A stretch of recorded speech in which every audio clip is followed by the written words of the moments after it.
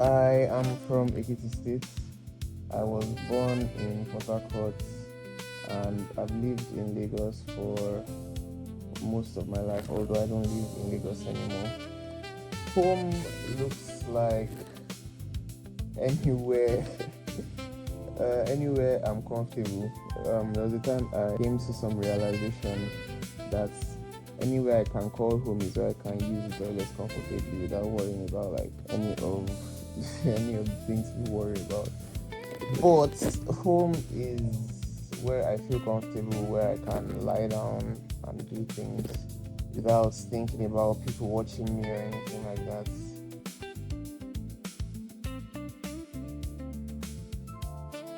I was I don't remember, I think I was 10 or so. I was younger than 10 when I got into like touching computers and stuff. We had like an old desktop thing in my house that time, and we would use a modem, the thing that looks like a flash drive, to connect to the internet. So I was using that. I was using it to watch YouTube, then about how stuff like that works. I don't remember what I was watching that time, but that was how I got into computers. It was almost expected. I believe someone else was supposed to have it because I didn't have it in mind to be technical lead. After my stint as the web track lead, I didn't think I did too well there. I don't think I was active enough with the track, so I didn't have it in mind to apply again. I was just told that I was going to be appointed and I would help with the interviews for the rest of the team. And I guess I took that as an opportunity to learn, to do better.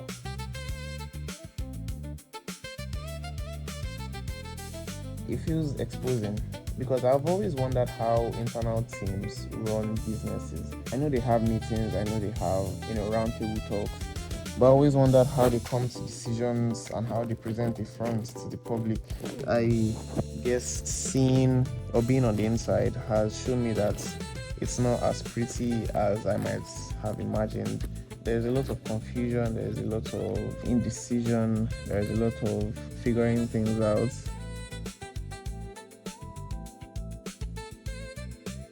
I would say it's between Babcock Woods and the Torch. But I guess I would lean towards the Torch because I feel like it represents something bigger and the potential is quite massive.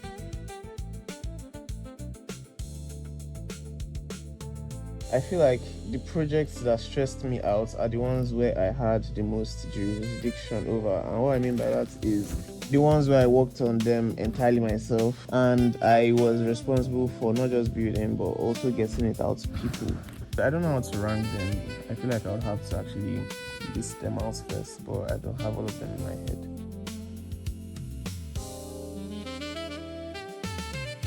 I guess Babcock Woods, and I also worked on this help desk. Yeah, the chaplaincy help desk. I worked on it with my course-mates in 300 level, and it's supposed to be a way for BUCC students to lodge their complaints to the officials and also request for any counseling or guidance from the chaplain. It's not publicly credited to me, so I guess that's something that people would use without knowing I did.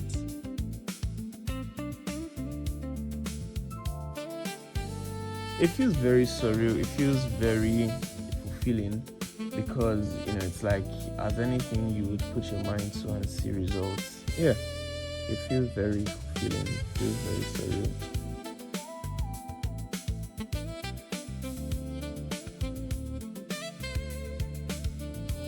I can't remember a time where I thought that I didn't enjoy it because this work that I do, I like doing it, I like being involved in it, so it can stress me out and it can feel quite alone, but I don't think I would have it any other way.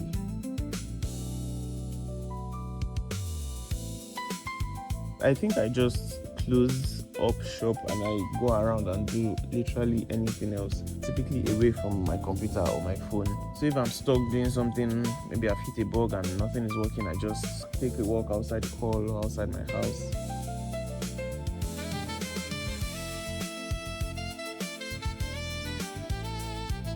I guess in times past, I wouldn't want to be in that situation, because if I'm going to do something particularly involving speaking to people, I would like to be aware beforehand so that at least I can prepare.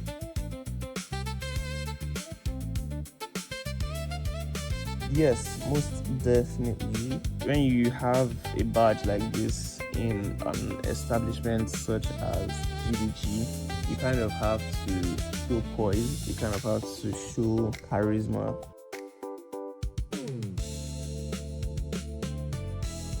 The idea of Pushra came from a guy that I saw on Twitter who made basically the same thing but for himself. Then he commercialized it and then it blew up. At the time I was doing my internship, it was mostly just like an experiment and something to keep myself busy. That was where the idea came from.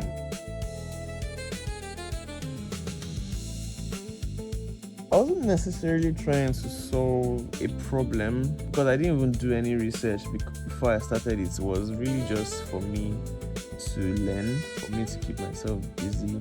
I need to have something on my portfolio of projects that I have done.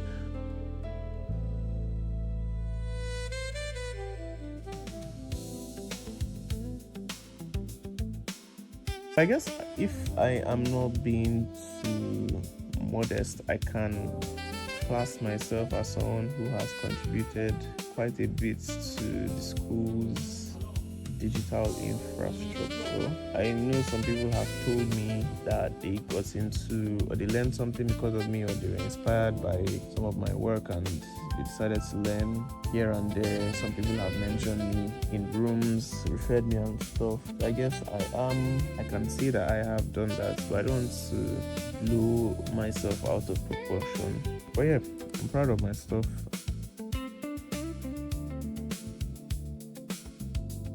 When I was like 17 or 18 or something like that, I had like a dream. I think that was when I was just starting out coding, and I was like, I'm going to make a shit ton of money in this tech space. I'm going to blow up. I'm going to do so much stuff, because I was so motivated. I was so hyped, and the number that kept coming to my head was $200 million. I guess, I don't know, I noticed that and I was just like, let me write it down somewhere. And I wrote it down somewhere. I don't know why I went to put it everywhere. It was just supposed to be something between me and myself, but that's public and that's where it came from.